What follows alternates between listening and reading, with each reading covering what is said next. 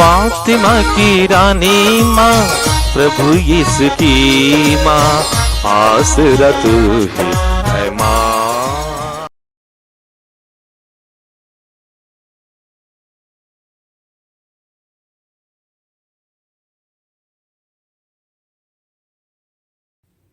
पहला पाठ कुरिन्थियों के नाम संत पौलुस का पहला पत्र, अध्याय 1, पद संख्याएं 10 से 13 तक। पाठ का मूल वाक्य है, आप लोग एक दूसरे से मेल मिलाप करें। क्या मसीह खंड खंड हो गए हैं? भाइयों, हमारे प्रभु यीशु मसीह के नाम पर मैं आप लोगों से यह अनुरोध करता हूँ, आप लोग एक मत होकर दलबंदी से दूर रहें। आप एक दूसरे से मेल मिलाप करें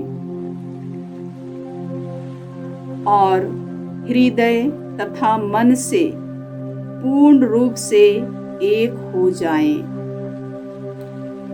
ख्वालवे के घर वालों से मुझे पता चला कि आप लोगों में फूट पड़ गई है। मेरे कहने का तात्पर्य यह है कि आप में से कोई कहता है मैं पौलुस का हूँ, कोई कहता है मैं अपोलोस का हूँ, तीसरा कहता है मैं केफस का हूँ, और कोई कहता है मैं तो मसीह का हूँ। क्या मसीह खंड खंड हो गए हैं? क्या पौलुस आप लोगों के लिए क्रूस पर मर गए हैं? क्या आप लोगों को पौलुस के नाम पर बपतिस्मा मिला है? प्रभु की वाणी। ईश्वर को धन्यवाद। भजन अनुवाक्य। हम उसकी प्रजा, उसके चारागाह की भेड़ें हैं। हम उसकी प्रजा, उसके चारागाह की भेड़ें हैं। हे समस्त पृथ्वी, प्रभु की स्तुति करो, आनंद के साथ प्रभु की सेवा करो, उल्लास के गीत गाते हुए उसके सामने उपस्थित हो जाओ। अनुवाक्य।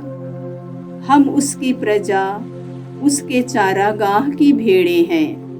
हम उसकी प्रजा, उसके चारागाह की भेड़ें हैं। यह जान लो कि वही ईश्वर है, उसी ने हमको बनाया है, हम उसी के हैं। हम उसकी प्रजा, उसके चारागाह की भेड़ें हैं। अनुवाक्य। हम उसकी प्रजा, उसके चारागाह की भेड़ें हैं। हम उसकी प्रजा, उसके चारागाह की भेड़ें हैं। धन्यवाद देते हुए उसके मंदिर में प्रवेश करो, भजन गाते हुए उसके प्रांगण में आ जाओ, उसकी स्तुति करो और उसका नाम धन्य कहो। भजन अनुवाक्य। हम उसकी प्रजा, उसके चारागाह की भेड़ें हैं। हम उसकी प्रजा, उसके चारागाह की भेड़ें हैं। ओह, ईश्वर कितना भला है, उसका प्रेम चिरस्थायी है, उसकी सत्य प्रतिज्ञता युगानुयुग बनी रहती है। अनुवाक्य। हम उसकी प्रजा, उसके चारागाह की भेड़ें हैं। हम उसकी प्रजा, उसके चारागाह की भेड़ें हैं। जय घोष। आलेलुया, आलेलुया।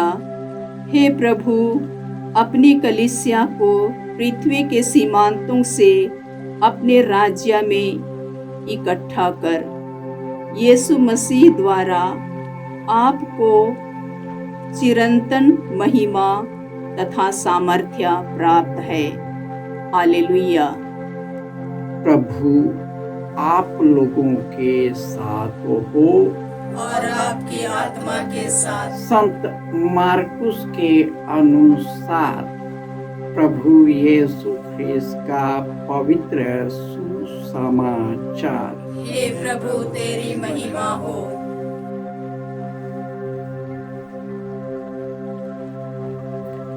अध्याय 3 पद संख्याएं 7 से 12। यीशु अपने शिष्यों के साथ समुद्र तट गए। गलीलिया के एक विशाल जनसमूह उनके पीछे पीछे हो लिया। यहूदिया, यरूशलेम, इदुमिया, यरदन के उस पार और तीरुस तथा सीदोन के आसपास से भी बहुत से लोग उनके पास इकट्ठे हो गए, क्योंकि उन्होंने उनके कार्यों की चर्चा सुनी थी। भीड़ के दबाव से बचने के लिए यीशु ने अपने शिष्यों से कहा कि वे एक नाव तैयार करें, क्योंकि उन्होंने बहुत से लोगों को चंगा किया था और रोगी उनका स्पर्श करने के लिए उन पर गिरे पड़ते थे। अशुद्ध आत्मा यीशु को देखते ही दंडवत करते और चिल्लाते थे, आप ईश्वर के पुत्र हैं। किंतु वह उन्हें यह चेतावनी देते थे कि तुम मुझे व्यक्त मत करो। यह प्रभु का सुसमाचार है। हे क्रिस्त तेरी स्तुति हो। ख्रिस्त में प्यारे भाइयों और बहनों, ईश्वर मेरे साथ है। उनकी प्रतिज्ञा मुझे आनंदित करती है। मैं प्रभु पर भरोसा रखता हूँ और मैं किसी से नहीं डरता। मनुष्य मेरा क्या बिगाड़ सकता है? मेरे लिए उनकी मन्नतें पूरी करूँगा और ईश्वर को धन्यवाद का बलिदान चढ़ाऊंगा। आज के पहले पाठ में जब दाऊद फिलिस्तियों को मारने के बाद स्त्रियां इस्राएल के सब नगरों से निकलकर नाचते गाते और डफली बजाते हुए जय जयकार कर रहे थे, तो उसने साउल की अगवानी करते हुए कहा। साउल ने सहस्रों को मारा, परंतु दाऊद ने लाखों को। यह सुनकर राजा साउल बहुत दुखी हो गया और उसी समय से दाऊद के प्रति ईर्ष्या हो गया। उसने कई बार उसे मारने की धमकी लगाया और इसके लिए षड्यंत्र रचा, परंतु योनातान उसका पुत्र दाऊद को से प्रेम करता था और अपने पिता के षड्यंत्रों से उसे बचाए रखता था। आज की दुनिया में प्रतिस्पर्धा इतनी ज्यादा हो गई है कि सभी एक दूसरे को फलते फूलते देखना नहीं चाहते।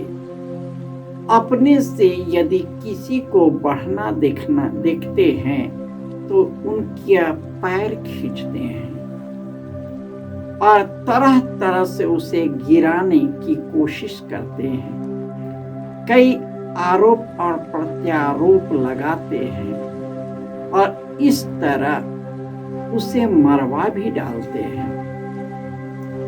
आज के युग में सत्ताधारी अपना सत्ता के लिए कुछ भी करने को तैयार है, किसी भी हद को पार करने को तैयार है।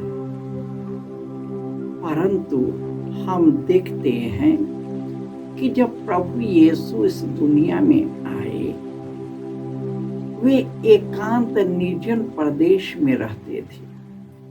उनके पास न आलीशान महल था, न रहने की कोई जगह था। फिर भी भीड़ के भीड़ उनके पास आते थे और अपदूत उनको चिल्लाते हुए उसका नाम लेता था। अपदूत वे जानते थे कि यीशु कौन है, लेकिन उन पर विश्वास नहीं करते, उनके मार्ग पर नहीं चलते। कई लोग यीशु को तो जानते हैं, लेकिन उसके जिंदगी में प्रवेश नहीं करते, उनको अपने जीवन में नहीं लेते, उनके लिए अपना दरवाजा बंद कर लेते हैं। आज यीशु हमें अपनी आत्मा से भरने आए। यीशु ने कहा है, थके मांदे बोझ से दबे हुए लोगों, तुम सबके सब मेरे पास आओ, मैं तुम्हें विश्राम दूं। यदि हमारे जीवन की चिंताएं और दुख बढ़ गई है, हम कई प्रकार के शारीरिक, मानसिक और आर्थिक रूप से गुजर रहे हैं, तो हमें ईश्वर में पूर्ण शांति प्राप्त करनी है।